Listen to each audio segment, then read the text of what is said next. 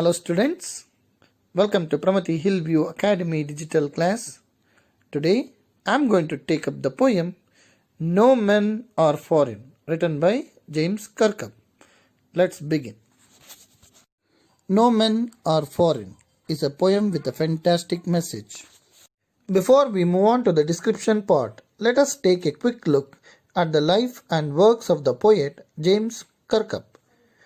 James Kirkup was a creative English poet, translator, travel writer. He was born on 23rd April 1918. He began his career as a teacher in the Down School in Cornwall. In 1947, he wrote his first book titled The Drowned Sailor. Then between 1950 to 1952, he was the first Gregory Poetry Fellow at Leeds University, which made him the first resident university poet in United Kingdom. Kirkup's published works includes several dozens of collections of poetry, 6 volumes of autobiography, over 100 essays of original work and translation. He published the poem No Men Are Foreign in the year 1966 as the first poem of the collection by the same name.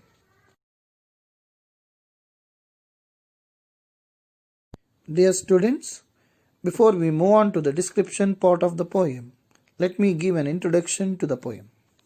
The poem No Men Are Foreign beautifully reflects the theme of humanity in all human beings.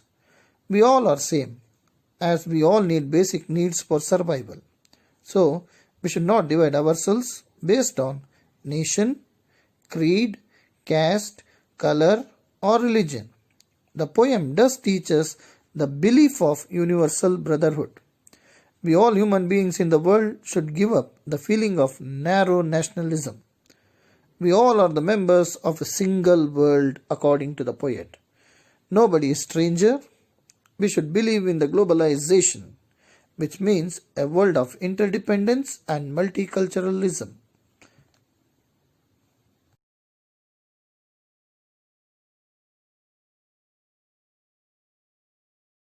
Students, I am going to recite the poem once. Please look into your textbook. No men are foreign. Remember, no men are strange, no country is foreign. Beneath all uniforms, a single body breathes, like ours. The land our brothers walk upon is earth like this, in which we all shall lie. They too aware of sun and air and water, are fed by peaceful harvests, by war's long winter stored. The lands are ours, and in their lines we read a labor not different from our own. Remember, they have eyes like ours that wake or sleep, and strength that can be won by love. In every land is common life that all can recognize and understand. Let us remember, whenever we are told to hate our brothers, it is ourselves that we shall dispossess, betray, condemn. Remember, we who take arms against each other. It is the human earth that we defile. Our hells of fire and dust outrage the innocence of air that is everywhere our own.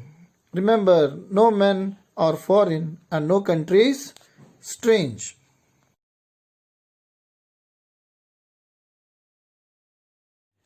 Remember, no men are strange, no country is foreign.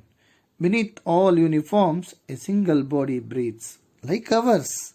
The land our brothers walk upon is earth like this, in which we all shall lie. In the first stanza, the poet says that no men are strange and no country is foreign. So he is attempting to remove the borders from the earth, which have been made by people to separate different countries.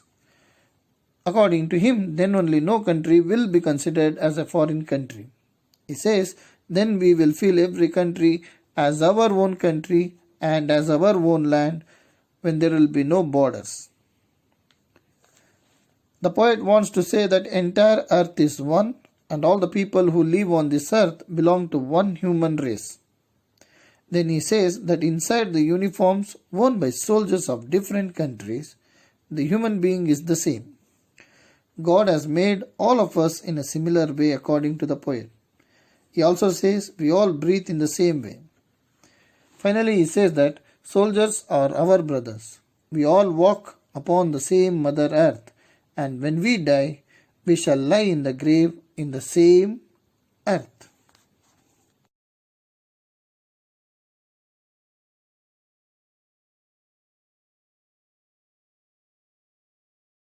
They too, aware of sun and air and water, are fed by peaceful harvests, by war's long winter star.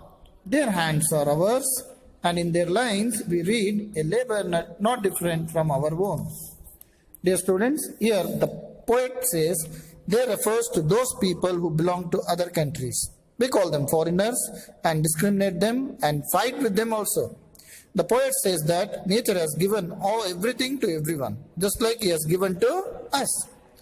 Everyone gets sunlight, air, and water in equal measures, which means that God doesn't differentiate between people from different countries. We all do farming during the time of peace when there is no war. We live a relaxed life and eat the things given to us by nature. Further, he adds that we starve during the wars and winter time is the same for those who belong to other countries. Even they don't get food at that time. So he wants to say that those who we call foreigners, they belong to another country, are also same, just like us. And then the poet says that even their hands are same as ours. They work very hard just like we do. And he says that there is no difference in us and people belonging to other country. Remember, they have eyes like ours that wake or sleep, and strength that can be won by love. In every land is common life that all can recognize and understand. Dear students, the poet does ask the students to remember something. He says that we should keep in mind that the people of another country, whom we think to be our enemies, have been blessed by God with similar appearance like us. God has given them eyes like ours, which open when awake and close when we are asleep. Similarly, He has given them strength which we can win through love. Then He says that in every country, in every land, there is one common thing, that is life. Life means all the things that are living, and if we can recognize them, and if we can understand their feelings and realize that they are like us, then there will be no fights or wars between us. Let us remember, whenever we are told to hate our brothers, it is ourselves that we shall dispossess, betray, condemn. Remember, we who take arms against each other. In the fourth stanza, the poet says that we should remember that when someone tells us to hate a person from another country, to think him as our enemy, and whenever we think someone to be our enemy, then we deprive ourselves, we cheat ourselves, and we condemn ourselves. He says that one should stay away from such negativity.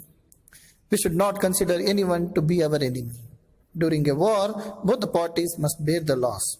And that is why the poet says that whenever we pick any weapon against someone, we should remember that we are the citizens of the world.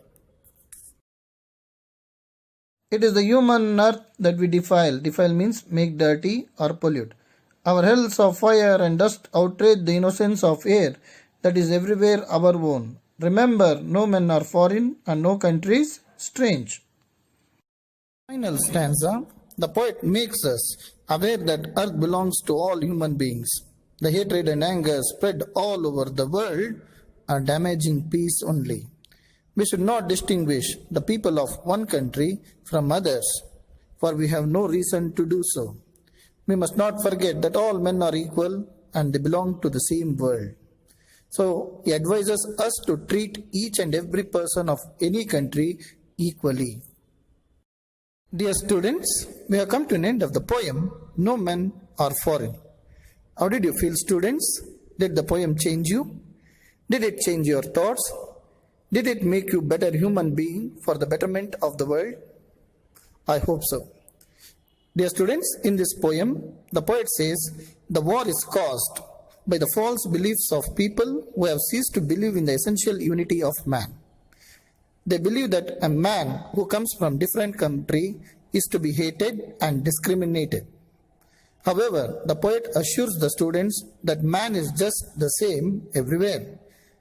He experiences the same joys and sorrows, and he has descended from the same ancestors. Therefore, he does ask the readers to remember that we are all the citizens of the same world. We are brothers, brothers, brothers. Thank you. Thank you. Thank you, students.